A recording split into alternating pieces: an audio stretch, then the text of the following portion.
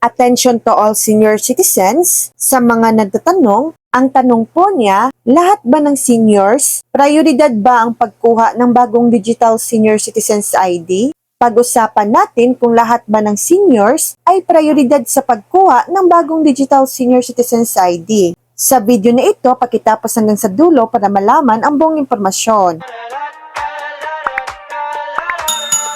Sa pangkalahatan, kung mayroong Digital Senior Citizens ID program sa isang lugar, ang lahat ng senior citizens na residente doon ay may karapatang kumuha nito. Gayunpaman, hindi lahat ng lokal na pamahalaan or LGU ay may Digital ID program, kaya hindi ito applicable sa lahat ng senior citizens sa buong bansa. Kung may limitasyon sa pagkuha ng Digital ID, maaring magkaroon ng mga kriteriya para sa pagpili ng mga prioridad. Una, edad, mas matatandang senior citizens. Pangalawa, health conditions, senior citizens na may mga health condition na nangangailangan ng madalas na paggamit ng ID. Pangatlo, accessibility needs, senior citizens na may accessibility needs. Halimbawa, hirap sa paglalakad. Mahalagang paalala, makipag-ugnayan sa OSCA. Mahalagang paalala, una, makipag-ugnayan sa OSCA, ang pinakamahusay na paraan para malaman ang tungkol sa Digital ID program at kung paano mag-apply